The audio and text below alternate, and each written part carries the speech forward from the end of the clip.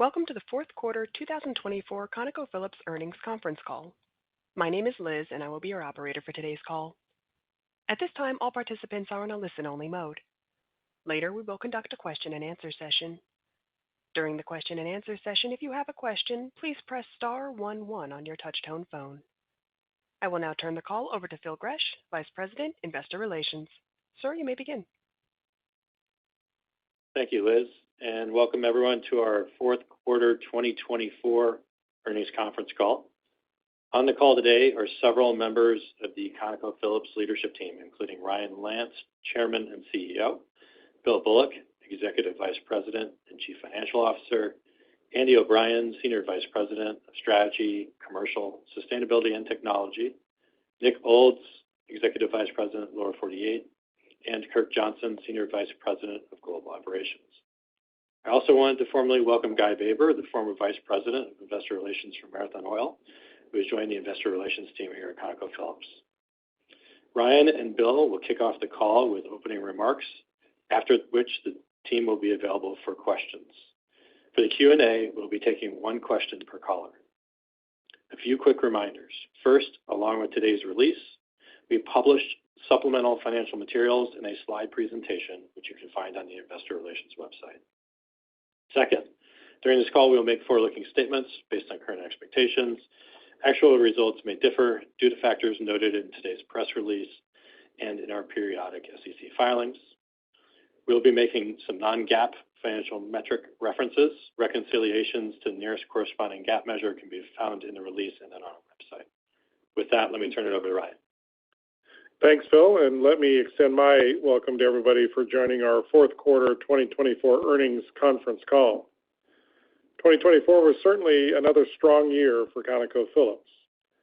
We executed well operationally and on a standalone basis delivered 4% production growth year over year, which was above the high end of our full-year guidance range.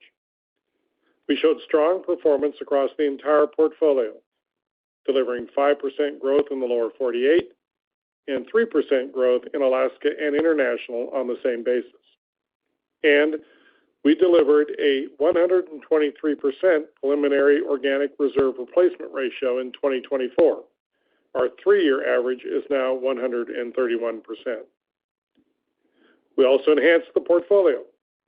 We closed the acquisition of Marathon in late November, which added high-quality, low-cost-of-supply inventory to our portfolio. And we remain confident that we will deliver more than $1 billion of run-rate synergies by the end of 2025, over half of which is included in our capital guidance. In Alaska, we opportunistically exercised our preferential rights to acquire additional working interests at attractive valuations in Kuparuk River and Prudhoe Bay units. We progressed our global LNG strategy through additional regasification and sales agreements into Europe and Asia. And as we announced this morning, we're making solid progress on our planned $2 billion of asset sales. We have agreements in place to sell non-core Lower 48 assets for approximately $600 million before customary adjustments in the first half of 2025. We continue to deliver on our returns-focused value proposition. We generated a trailing 12-month return on capital employed of 14%, or 15% on a cash-adjusted basis. We returned $9.1 billion of capital to our shareholders, representing 45% of our CFO, consistent with our long-term track record and well above our 30% commitment. Now looking ahead to 2025, we remain confident in the plan that we outlined in our third quarter call to deliver low single-digit production growth for $12.9 billion of CapEx. In the Lower 48, on a pro forma basis, we plan to reduce capital spending by over 15% year over year, while still delivering low single-digit production growth. This is primarily due to expected material synergy capture associated with the acquisition of Marathon and significant drilling and completion efficiency gains. We also expect to grow production in Alaska and Canada, and we are doing all of this while continuing to invest in differentiated, high-return, longer-cycle projects. Now, on these projects, we're making steady progress across the board. We expect 2025 to be the peak year of our long cycle spending at around $3 billion, followed by a steady stream of project startups from 2026 to 2029. Once these projects are all online, we expect $3.5 billion of incremental CFO from NFE, Port Arthur, NFS, and Willow, all combined at $70 WTI, $10 TTF, and $4 Henry Hub. And that leads to roughly $6 billion of incremental annual sustaining free cash flow relative to 2025. Shifting to shareholder distributions, this morning we announced a target to return $10 billion back to shareholders this year, assuming current commodity prices. This consists of $4 billion of ordinary dividends and $6 billion in buybacks, positioning us to execute on our objective to retire the equivalent of the shares issued for the Marathon transaction within 2 to 3 years, even with lower WTI prices than at the time of the announcement. So in conclusion, once again, I'm proud of the accomplishments of the entire organization. Our portfolio is well positioned to generate competitive returns and cash flow for decades to come. Now let me turn the call over to Bill to cover our fourth quarter performance and 2025 guidance in more detail. Thanks, Ryan. In the fourth quarter, we generated $1.98 per share in adjusted earnings. Now, we had a number of special items in the quarter. The two largest were related to the Marathon acquisition. First, we recorded over $400 million of transaction and integration-related expenses. Now, this was mostly offset by over $400 million of tax benefits resulting from utilization of certain foreign tax credits associated with the Marathon acquisition. Both of these items were largely non-cash in the quarter, and the one-time cash benefit will show up as a working capital tailwind in the first quarter of this year. And it is in addition to the NOLs associated with the Marathon acquisition that we expect to recognize over the next few years. The transaction-related costs will gradually flow through working capital during 2025 as we achieve our premise synergies. Shifting to fourth quarter operations, we produced 2,183,000 barrels of oil equivalent per day. This included 1 month of production from the acquired Marathon assets, which added 126,000 barrels per day to the quarter. Excluding Marathon's production, we achieved 8% underlying growth year over year. This is above the high end of our guidance range.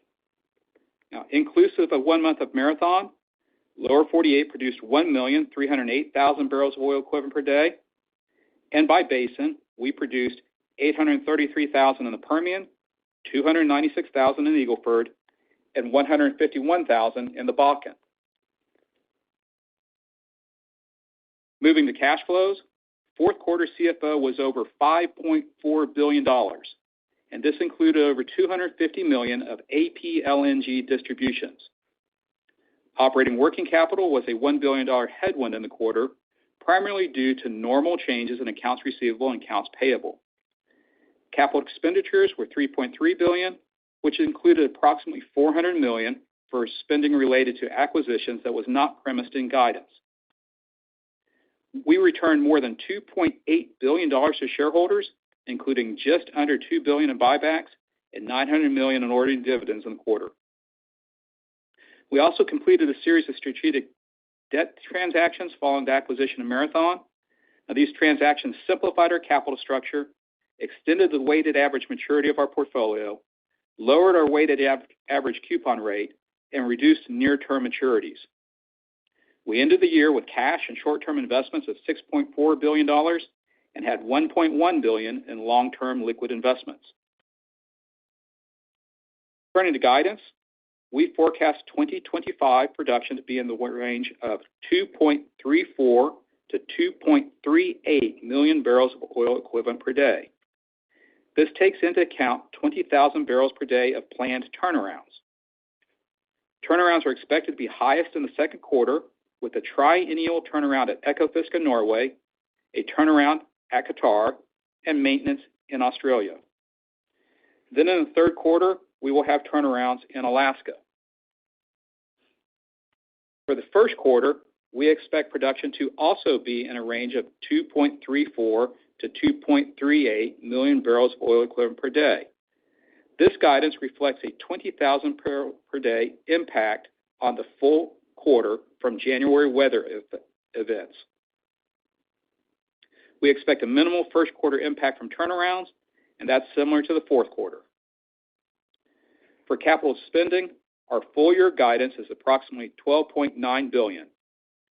On slide 8 of the presentation material, we provide a pro forma bridge from 2024 to 2025 with some of the key year-over-year variables. In the lower 48, we expect to reduce spending by approximately $1.4 billion. And for long-cycle projects, we expect to see $400 million increase in spending to roughly $3 billion in 2025, inclusive of capitalized interest of about $400 million. Finally, in Alaska and International, we expect to see a $200 million increase in spending driven by our growth opportunities in Canada and Alaska. Shifting to cost guidance, we expect full-year adjusted operating costs to be in the range of $10.9 to $11.1 billion.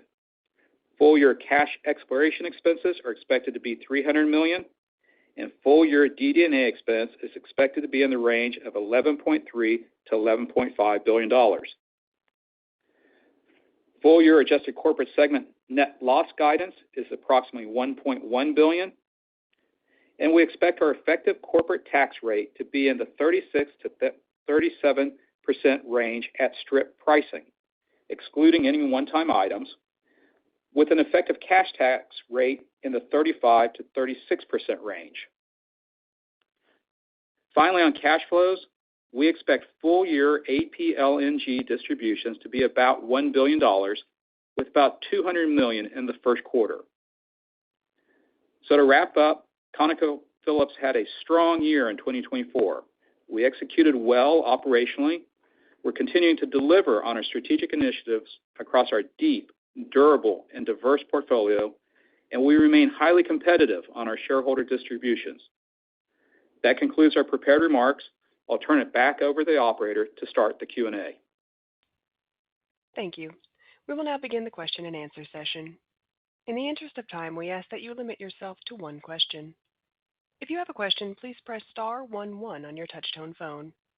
If you wish to be removed from the queue, please press star 11 again. If you're using a speakerphone, you may need to pick up the handset first before pressing the numbers. Once again, if you have a question, please press star 11 on your touch-tone phone.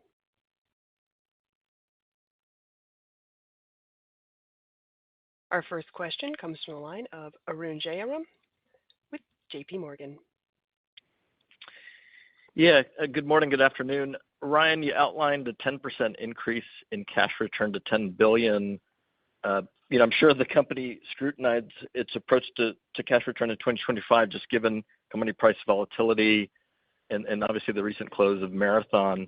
But I wanted to see if we get some insights on what drove your ultimate decision in terms of 2025 to give a quantum of cash return, and how should we think about potential flex in cash return, either higher or lower, given potential commodity price changes? Yeah, thanks, Arun. I think when we set the new strategy for the company way back in 2016, certainly delivering a lot of our significant amount of our cash back to the shareholder, and I think that's something that's important to the company, important to demonstrate we can continue to do that, and I think it's represented in what we kind of set as our target for 2025. I think as we looked at it, we obviously took a look at the forward curve and where things are developing in 2025. We take our own view. We have lots of commodity markers that drive our CFOs. We go through the course of the year, but I think despite the recent downdrafts in the WTI here over the last month, we felt pretty comfortable at $10 billion. And look, I remind people we have a lot of torque to the upside on commodity prices, and look at our past behavior over the number of years. We've been sharing that with our shareholders. A reminder, if you look at the whole company, a good rule of thumb is about $400 million for every dollar of TI movement. So obviously, if we get $5 or $10 of uplift, that's pretty significant cash flow to the company, and we typically share that with our shareholders as well. Now, on the downside, look, we've got a strong balance sheet. We ended the year with over, I think, $7.5 billion of cash and long-term investments. So we've got a lot of flexibility there. And then, as we announced in our prepared remarks, we're on track to dispose of about $2 billion of non-core assets, which, gives us a lot of flexibility as we go into 2025. So putting all that together, we felt like $10 billion was a good place to start. And, we'll do like everybody, watch the volatility of the market and the commodity price, but feel pretty good about where we started the year. Our next question comes from a line of Pedro Lopez with Evercore ISI. Hi, good morning. It's not Pedro, but it's Steve. Oh, hey, Stephen. When did you change your name? That. Yeah. No worries. Trying a new look. I was wondering, Ryan, if we could dig in a little bit on some of the long cycle CapEx, if we could, and the outlook. Just wondering if you could kind of hit on some of the moving parts around Alaska, Qatar, thoughts on Port Arthur Phase 2, and are we right in kind of assuming that your equity outlays on major projects are peaking in 2025, or is that a misplaced view? Thanks. Hey, Steve, this is Andy. Maybe I can get that one started. There's a few bits to the question. Maybe I'll start with Port Arthur Phase 2, and then I'll get to the long cycle capital. So on Port Arthur Phase 2, this is a great project. It's underpinned by a premier developer and a premier EPC company. It's also positive to see a company like Aramco, showing an interest in being part of that project. But as we've said before, we took an equity stake in Phase 1 for unique reasons, which included getting the project off the ground, and it came with options on other phases and other projects. So we're very keen to see Phase 2 get completed, as there'll be cost sharing across the common facilities of the two projects. So it's only in our interest to see Phase 2 go. But I think it's fair to say our primary focus is on building out our offtake and regas capacity for 10 to 15 MTPA. So maybe that sort of gives you the background on our thinking on Port Arthur Phase 2.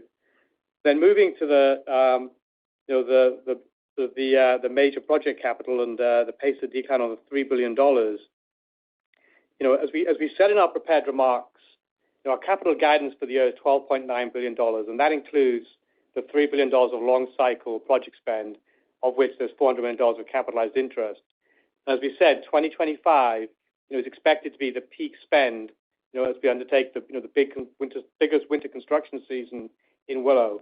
So if you look past 2025, we are going to see the major project spend step down each year. At the same time, we'll start to see the projects coming online, delivering on our expected cash flow and free cash flow improvements. And the first one of those will be NFE in 2026. Now, that'll be followed by Port Arthur, then NFS, and then we'll have Willow in 2029. So there'll be a steady drumbeat of these projects coming on. But I think the key point I want you to take away is that, absolutely, we see this year as the peak spend in these projects. And I would add, Steve, and then we tried to say that in our opening remarks, look, this is coming, and there's going to be a steady beat of project startups, as Andy described, and at kind of a 70 TI, $10 TTF, $4 Henry Hub kind of price deck. That results in $3.5 billion or more of CFO, but more importantly, over $6 billion of free cash flow coming relative to our 2025 starting point. So all that's starting to materialize, and is out there, and these are great projects, low cost supply, competitive in the portfolio, and lead to the long-term growth and development of the company, which we're quite excited about. Our next question comes from Doug Leggett with Wolfe Research. Hey, good morning, everybody. Ryan, nothing short of spectacular performance in the lower 48. And my question is that when you laid out the 10-year plan, you talked about low single-digit growth, and I think you're up 10% year over year, 4% sequentially in the third and fourth quarter. And I have to imagine it's productivity gains, it's efficiencies, it's all the things that you talked about. My question is, do you accept that production growth on a go-forward basis, or do you trim activity levels and reduce your capital? I'm just trying to understand what the philosophy is as to how you respond to the extraordinary delivery you've had in your portfolio. Yeah, thanks, Doug. A huge shout out to Nick and his team. They keep delivering some amazing efficiencies with the horizontals, the larger well pads, and just the frac and drilling efficiencies that we experience are really good. I know it's a little trite. I guess production growth is a bit of an outcome from our plans, but I think the way we kind of look at it is we think about planning cycle year over year, and we got the great addition of the Marathon assets, which gave us another 2+ billion barrels of resource sub $40 cost of supply. So we get to integrate that into our plans, and we build significant scale and scope, primarily Bakken in the Eagle Ford, but additional scope in the Permian as well. So if we step back a minute, what we look at is trying to keep driving that efficiency that Nick's team is delivering for the company. So if you think about it, do you want to lay down some extra frac spreads? Well, all that does is end up building more DUCs than we need to build. And you go the opposite way and say, well, why don't we cut out a couple of rig lines? And that just creates a problem on the frac spread where we got to take frac holidays and we shut frac crews down for 3 or 4 months just to keep the whole things balanced. So we're trying to operate within this efficient operating window. And the Marathon transaction just gave us the opportunity to reset optimized plateaus across both the Bakken and the Eagle Ford. So we kind of approach it that way. We try to set a reasonable scope going into the year that doesn't allow us to whipsaw the organization, both up or down, and then we try to take a look at what kind of production growth comes out of that. So it truly is an output for the plans, trying to keep driving that efficiency. And I remind people back in 2022 AIM, we thought we'd be adding 2, 3, 4 rig lines a year to get the kind of growth that we're seeing. We haven't added a single rig line over this time frame. So it's all driven around the efficiency. Now I think the point you're getting at is, when is in a macro that's growing maybe 1.5%, is the growth too much? I think we do try to take a look at that at the end of the day, but it's really trying to drive for capital efficiency and returns on the capital that we're getting. And we just don't want to upset that efficient machine one way or the other. Our next question comes from Lloyd Byrne with Jefferies. Hey, good afternoon, Ryan, Bill, team. I really appreciate your comments on cash flow and CapEx. It looks to us as though consensus is embedding almost flat capital and no production growth into the future. So I think that's important. I know you answered some of it. Can we go back and go through what you would think is a theoretical maintenance capital number as you look out? And I'm also thinking about how efficient you've been in replacing dollars per approved develop in the U.S. Hi, it's Andy. Yeah, I can take that one. And I think you started it off for me that, thinking of sustaining capital, it is a bit philosophical because it does require being in a sustaining world. So maybe I'll try and sort of triangulate on it a couple of different ways for you. So if you were to take our 2025 capital of $12.9 billion, as we've just cleared, that includes $3 billion of pre-productive capital, and we're still growing the underlying business low single digits.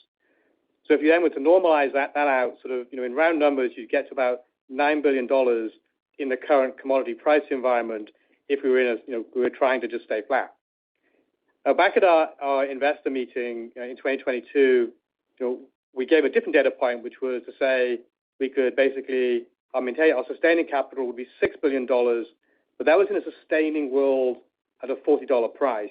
Now, the company's changed a lot since then. We've grown with the acquisitions and our organic growth. So if you were to add Marathon, our organic growth, the Surmont acquisition, we'd be closer to about $7.5 billion, on an apples to apples in a $40 world right now.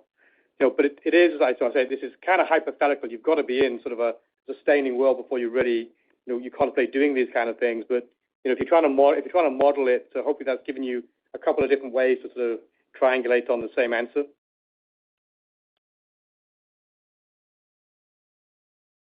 Our next question comes from the line of Betty Jiang with Barclays. Good afternoon. Thank you for taking my question. Maybe just want to add a bit more color on the lower 48, maybe from the CapEx side. In the slide that show the $1.4 billion reduction in the pro forma CapEx, Marathon Synergy accounted for $500 million of that reduction. But could you just give a bit more color on what are the other drivers? How much of it is efficiency gains that's lowering well costs, and how much of it is development optimization that's perhaps driving a lower overall activity level? And then just if I step back for a bit, if you maintain at this CapEx level, does that mean you would be able to deliver the same low single-digit growth that you outlined before because of all the synergies and optimization that you're seeing with Marathon? Thanks. Well, good morning, Betty. This is Nick. Let me walk you through the few key components related to that $1.4 billion that you mentioned. And it's really around the operational improvements that Ryan was mentioning. It's that meaningful synergy capture of the $500 million that we talked about, and there's modest deflation as well. So if I first start with the operational improvement, this is a well-established and demonstrated track record the last 2.5 years. The team continues to do more with less, and just hats off to the team that are calling in today. We demonstrated this in 2024 with similar rig and frac activity counts. We delivered 15% more scope. That means more feet drilled, more stages per day, but most importantly, it's more wells online. And you're seeing that through the bottom line production as we look into Q3 and Q4. Now, we're going to apply the same model, those operating efficiencies, in a level-loaded, steady-state development program to the Marathon assets. So we see those efficiency improvements coming forward, and that is a key component of the material synergy capture of the $500 million. Now, within the synergies itself, in addition to those efficiencies, you've got items like moving on to common contracts, designs around facilities, different well programs, mud programs that are also in there. Now, in addition to shifting to our steady-state development program, and if you recall, Heritage Marathon were typically very front-end weighted with their activity, then ramp down Q3, Q4. We're moving to that over time. But we're also moving our legacy positions in Eagle Ford and Bakken to an optimum plateau. And we'll reassess this as we integrate those assets. So that's another big driver. So you can think about, you got the efficiencies, you got material synergy capture, you got activity optimization, and then we expect modest deflation in 2025 as well, around $200 million. So all that gets you to the $1.4 billion. Now, related to production and continuing on with that, we've kind of demonstrated over the last 2.5 years that flat activity, we can grow the lower 48 business. The teams have continued to drive operating efficiencies, and we do see that for years to come at flat activity. Our next question comes from the line of Devin McDermott with Morgan Stanley. Hey, good morning. Thanks for taking my question. I wanted to circle back to Alaska. Willow is a big portion of the major capital project spending, and we're in the peak construction season right now. So I was hoping you can give us a bit of an update on some of the near-term milestones and remind us of the cadence for spending on that project over the next few years. And maybe just stepping back, Alaska has gotten a lot of attention from the Trump administration so far and even had its own executive order. So more broadly, could you remind us how you're thinking about the Western North Slope opportunity set and whether or not the policy environment creates more of an opportunity to move forward with some of this over the next few years? Thanks. Yeah, good morning, Devin. This is Kirk. Yeah, there's a few things certainly in there to unpack. I'll start with Willow, as you did. And certainly happy to report that the progress we made here last year, certainly inclusive of fourth quarter and even just this last month here in 2025, allows me to say we're really on trend with the progress that we've been making. And you've been hearing from me report out simply that project team there in Alaska just continues to hit all the key milestones that we've laid out, certainly since taking FID back in late 23. When I think about certainly the work that was underway in fourth quarter and even just this last month in January, the initial mobilization of our winter construction season, certainly that you point out as our largest for the project, has really gone quite well. So we got a quick and early start. We got some cold weather. Ice road construction activities are, I dare say, modestly ahead of plan, which is really nice for us. It puts us in a position of taking full advantage of the full winter season, knowing that we may certainly have a little bit of weather in front of us.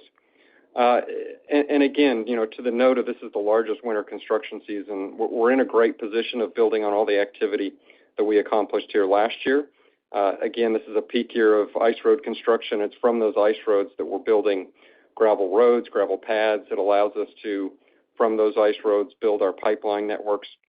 And then we've got a few unique activities as well here planned this winter season.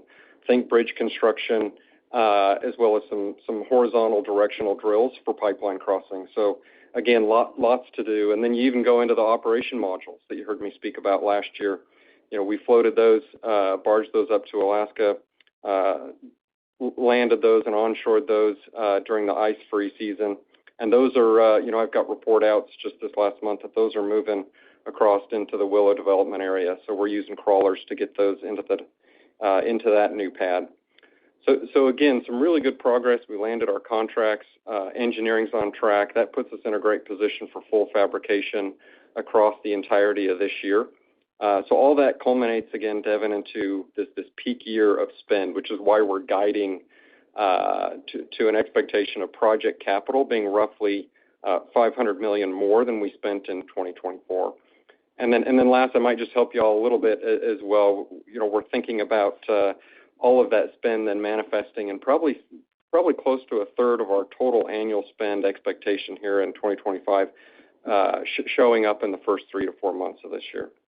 And then so naturally, then we expect the capital this year to stair step down into second, third, and fourth quarter. And then you'd expect the same trend from us when we think about the total project spend, the balance of what that we've guided on for the first couple of years post FID. That'll continue to stair step down with very little, if any, spend in 2029, which is when we're expecting first oil. So again, great progress here.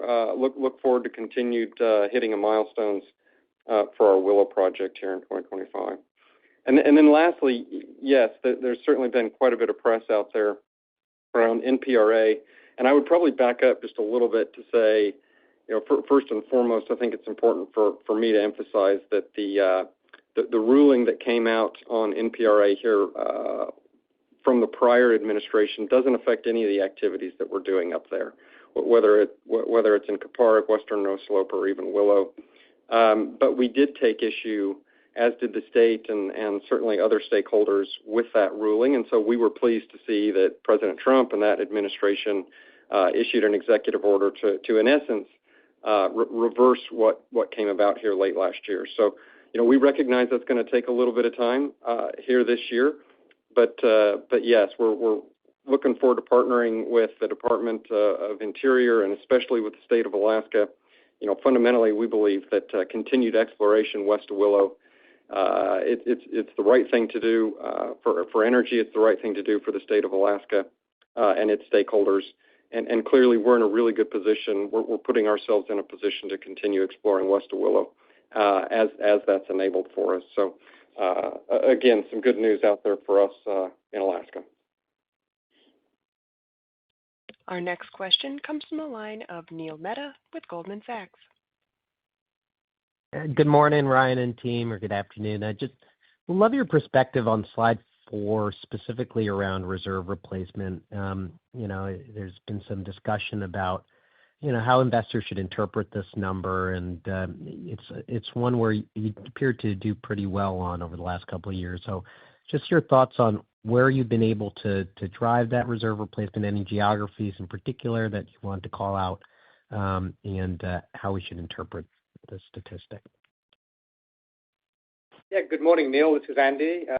We agree that we still think that reserves and reserve replacements is a really important metric to measure us and to measure oil and gas companies by. So yeah, we're really pleased to that we're delivering yet another strong organic reserve replacement ratio this year. As we said in the prepared remarks, that's 123%. Maybe a bit of color I can add to that. We're doing that while growing our annual production, and also in an environment where prices fell, which that part results in downward revisions due to market factors. So we're particularly pleased that given that we're still having above 100% reserve replacement. Now specifically to where it's coming from. Again, particularly pleased here in terms of the balance we have. Our lower 48 organic reserve replacement ratio, excluding market factors, was over 100% again. We were able to make the first initial booking on the NFS project, and then now that we have complete ownership of Surmont, we're progressing Surmont development plans with new pads, so we were able to do some bookings there. They're kind of, I'd say, the three big levers that I'd point to. You'll see more detail when we publish the K. So that's how we got to 123 organic, and then with the additions from the Marathon acquisition and the additional working interest in Alaska, the total reserve replacement ratio was 244%. So when you put all that together, we're showing for 2024 reserves of 7.8 billion BOE. That's up $1 billion from last year, and our R2P is improving from 10 years to 10.7 years. And then one other little thing I'd add is that given the Marathon transaction closed so late in the year, the bookings we've got for Marathon primarily represent the proved developed reserves with minimal PUD bookings. So the teams right now are working through integrated pro forma 5-year plans, and once that's finalized, we'd actually expect to make an additional PUD booking later this year. So again, yeah, another very healthy year and a good sort of good milestone for us in terms of achieving greater than 100% again. Our next question comes from Ryan Todd with Piper Sandler. Great, thanks. Maybe one on divestitures. You've announced $600 million of asset sales relative to a target of $2 billion. Can you maybe talk about that program going forward, the market and appetite for the divestiture efforts, and within that, maybe the ongoing discussions around the Port Arthur equity sell down? Sure. So this is Andy. I'm happy to take that one. So, as you say, we've had activities well underway on multiple fronts now with disposition candidates. As we announced today, we signed PSAs for about $600 million. That's non-core Permian assets, and we expect those to close in the first half of the year. We've actually reflected this in our guidance, so that's part of what's in our guidance this year. We've also got activity progressing well on other fronts. So, we'd actually expect the majority of the $2 billion to be achieved, in 2025. So we're really pleased with the progress we're making there. You specifically asked about, Port Arthur Phase 1. We've talked about this one a number of times in the past. As we've said before, we took equity in Phase 1 for unique reasons, which included getting the project off the ground. And it came with options and other phases of projects for us. So it was a unique reason why we invested in that project.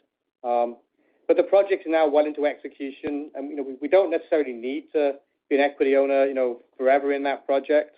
But we can be patient. We don't need to rush anything here. As the project is using project financing to fund construction now.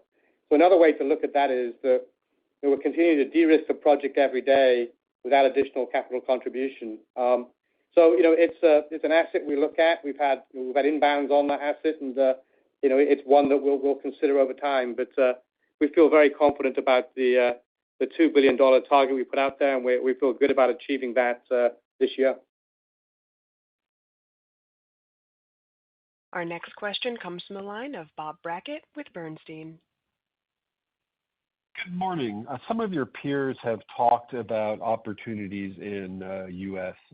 Data center power demand, either supplying feedstock gas or, in fact, setting up power demand via CCGTs. And your strategy clearly has been a more global LNG approach. Can you talk about comparing and contrasting those strategies and maybe highlight anything interesting you might be doing on the domestic power demand side? Yeah, thanks, Bob. We, like a lot of people, been studying it, and we're also getting inbounds on the power side, like a lot of people, primarily because we obviously have a lot of natural gas, and we're producing. We have a commercial power desk, so we buy and sell power all over the U.S. We have a large land position throughout the U.S., so there's some natural advantages that we have in that space, and we're looking at them and trying to assess some of those inbounds. It's another way to potentially monetize a lot of gas that maybe would get a lower Waha kind of wellhead price. You talked about our main sort of thrust is in the LNG space. The way I would describe that is we're bullish gas volumes in North America, but we're bearish price. So it's a great way to take advantage of those molecules and move them to higher valued markets through that LNG channel, which we've described to everybody. But you know, the power requirements are going to be going up. Certainly, these hyperscalers, data centers are going to need opportunities for fast and cheap power. So, and we sit in an area in the Permian Basin that kind of fits a lot of those kinds of attributes. So we're looking at it. Can it scale to a really big business in the company? I don't know, but we're looking at those opportunities. But it's first and foremost got to fit our framework. And we've talked about what our financial framework is, and it's power is no different. It's got to be competitive for capital, but certainly looks like some growth opportunities potentially coming, and we're assessing some of those opportunities right now. Our next question comes from the line of Scott Hanold with RBC Capital Markets. Yeah, hey, thanks. I was wondering if you could all provide your perspective on, there's been a number of initiatives coming out of the White House, and how do you all see that impact the way you all do business and the industry as well? And if you could give your point of view or perspective on, the potential for tariffs and how that, may impact your outlook. Yeah, Scott, I can maybe start, let Andy follow up with a few more specifics. Like we've been following it closely like everybody else. It certainly upsets the market. The market will find its own rebalance point if these go on for a long period of time. It does look like they're a negotiating opportunity for this administration to do some things that they want with both our southern neighbor and our northern neighbor. So it will have some impact in the market. We've done some looking relative to our portfolio, and it's got kind of pluses and minuses, as you might expect. So I can let Andy maybe give you a flair or a feel for those specific impacts to the company. Yeah, thanks, Ryan. Morning, Scott. Yeah, as Ryan said, it's something that we've been looking at closely, and no surprise, our primary exposure to the tariffs that were announced last week would have been the sales of our Surmont liquids into the U.S. We sell around half of our Surmont liquids into the U.S. on a mix of pipeline and rail, but the remainder is actually transported to the Canadian West Coast or sold in the local Alberta market. So, if tariffs, were to be implemented, it's pretty difficult to say exactly who's going to carry the burden where. The refiners in the Midwest and the Rockies have less options to substitute versus, say, the Gulf Coast or the West Coast refiners. Maybe just thinking about our other asset in Canada, the Montney, very quickly. We don't actually sell any liquids or gas into the U.S. from the Montney, and we're actually pretty naturally hedged on gas between Montney and Surmont. And if you come up above Canada and think about ConocoPhillips as a total, this is where our diversified portfolio really comes into play to provide some mitigation. If we were to see tariffs, we'd likely see strengthening differentials for Bakken, for ANS, and possibly even the Permian. So lots of moving parts, and I'm probably just scratching on the surface of the implications. If tariffs were implemented, we'd also see movements in foreign exchange rates that we'd have to factor in. So there'd be an awful lot for us to work through. But ultimately, I draw you back to what we're focused on is what we can control. That's producing the lowest cost supply volumes, then optimizing value with our commercial organization. As Ryan said right at the very beginning, we hope to see that that we don't get in a situation of having tariffs, but we're also doing the work to make sure that we're prepared if they were to come into play. Our next question comes from the line of Neal Dingman with Truist Securities. Morning. Thanks for the time. Ryan, just a very broad question around M&A specifically. While realizing it's fairly dry on Marathon, I'm just wondering, when you look at the landscape out there today, would you characterize M&A opportunities that fit your requirements as better or worse than you saw this time last year? I just don't know kind of how many opportunities you foresee out there.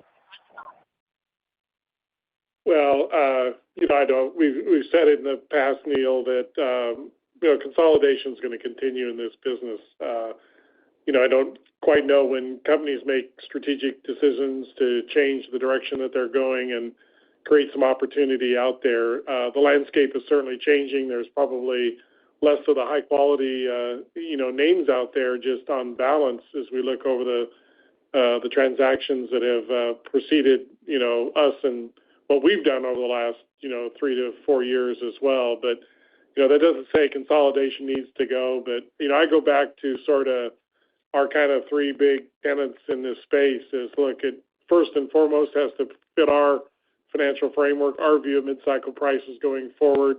We have to find a way to make the assets better if they were in our portfolio, and it needs to make our company better, our 10-year plan better. So those are pretty high hurdles. And we had a unique opportunity when Marathon decided to do something different strategically for their company. We weren't out looking, but obviously we pay close attention to everything that's going on in the business, and we take a view of these companies. Certainly that landscape is starting to shrink a little bit of real quality sort of opportunities that are out there. Our next question comes from the line of Leo Mariani with Roth. I wanted to just dive a little bit more into the divestiture that you disclosed here, the $600 million. Sounds like that's going to close in the first half of the year. Sounds like it's basically all kind of non-core Permian. But can you provide a volume number associated with that in terms of roughly how much production is being sold, and just any thoughts on commodity mix? Is that kind of a standard Permian mix with a little bit more than half of that being oil? Yeah, I can take that question. It's the production from the assets would have been about 15,000 barrels a day last year. The assets are essentially non-core southern Delaware. So that pretty much gives you sort of the typical mix of what they are.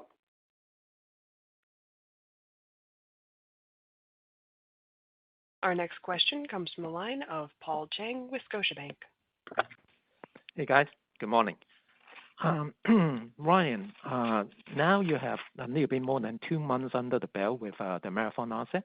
Can you give us some idea that what's the running room in those assets in terms of the tier 1 inventory backlog, if there's anything that you can share, and that can break it down by basin, particularly that in Eagle Ford and Bakken that really is quite mature over there. And also whether that what is your game plan for Equatorial Guinea? Is there any differences comparing to what Marathon has been communicating to the street before they being acquired? Thank you. Yeah, thanks, Paul. Maybe I can take the Equatorial Guinea, and Nick can provide some color on the Marathon assets that were acquired. But at EG, we're certainly pretty pleased with the CFO and the contracts that were established by Marathon that we've walked into at EG. we really haven't changed the plans at all that Marathon was walking into. We look forward to a couple more infill wells that are going on. I think the rig has been sourced and they're about ready to spud. So we'll be bringing it, getting our feet under the ground with EG. I'd say short and medium term, no real changes to what Marathon was doing at EG.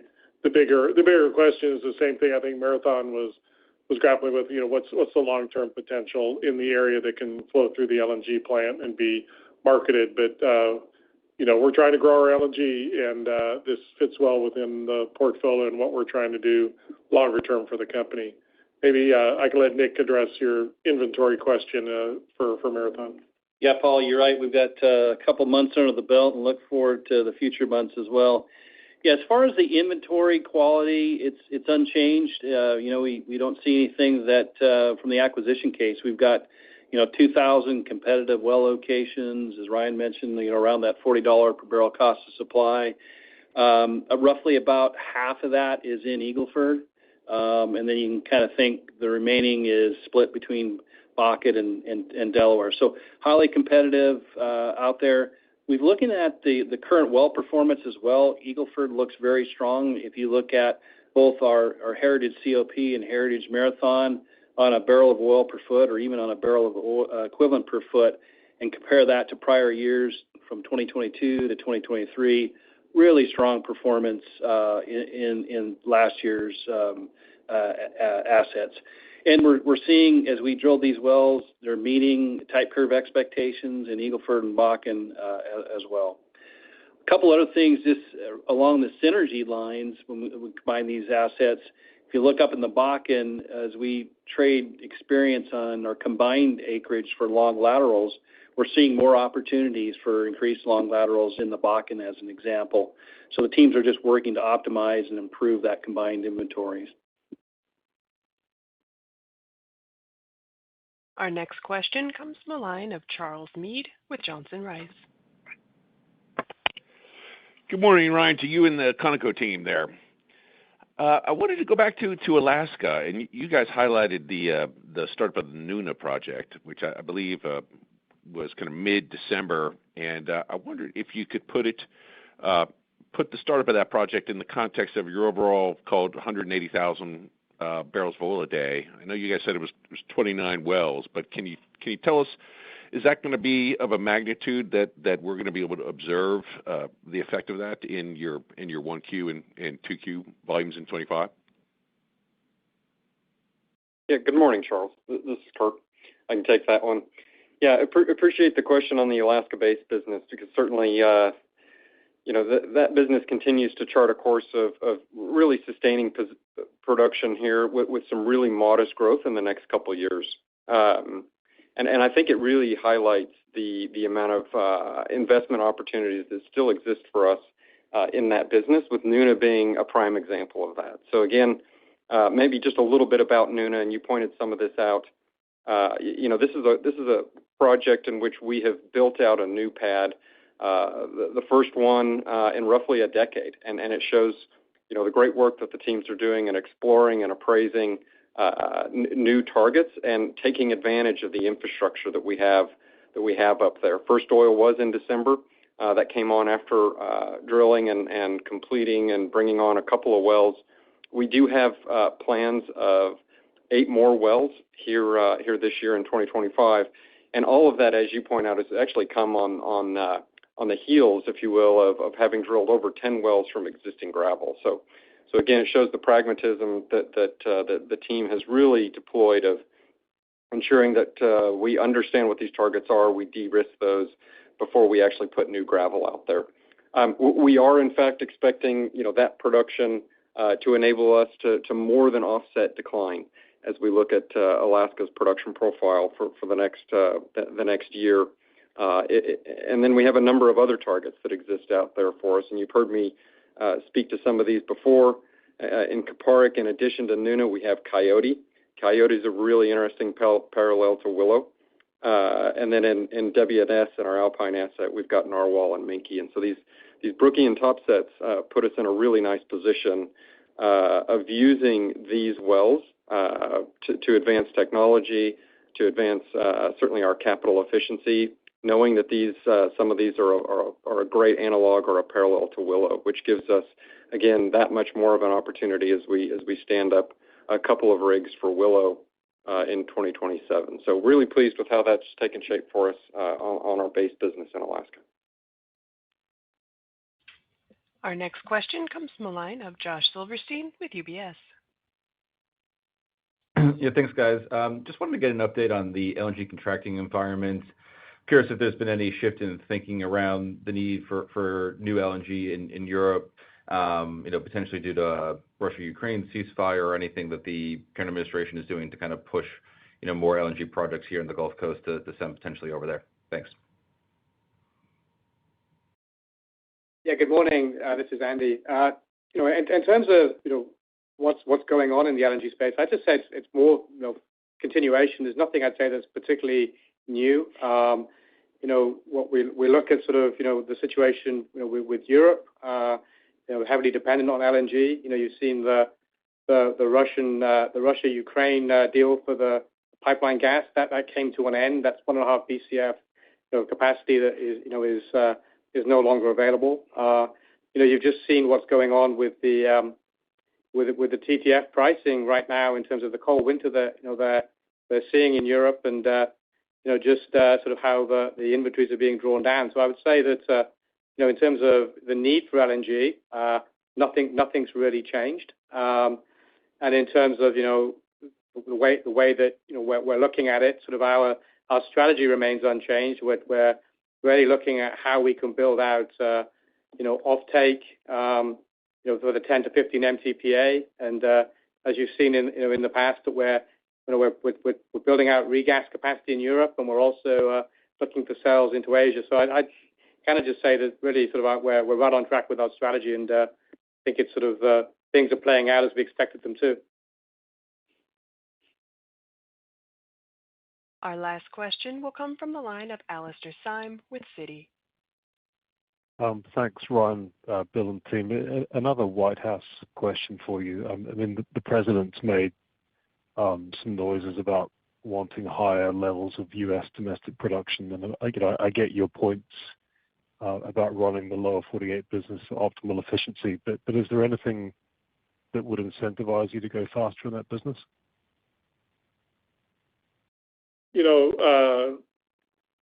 Not really. I think we're just trying to drive the efficiencies, Alistair. I think the message that I've had for the transition team and for the people that are looking at it is I'd say we are drilling. I think we have to build a lot of infrastructure. So I think a lot of our focus and attention right now is on permitting reform, trying to make sure we can build out the infrastructure, both for the power kinds of opportunities that are going to be out there, and then obviously the gas lines that come with it. And then just faster movement within the regulatory and the permitting environment for wherever you sit on federal lands, whether it's New Mexico, North Dakota, Gulf of Mexico, Alaska, just getting more timely drilling approvals, rights-of-ways, easements, and all those permits. They just had slowed down under the prior administration, and there's a real opportunity to get back to kind of normal business, if you will, to what we've had in years past, and that just adds to the overall efficiency of the system and should lead to more sustained plateau or growth in our production coming out of the lower 48 in terms of liquids and certainly the growing amount of gas volumes that are coming as well. So it just creates a better environment for investment and more efficient operations. Thank you, ladies and gentlemen. This concludes today's conference. Thank you for participating. You may now disconnect.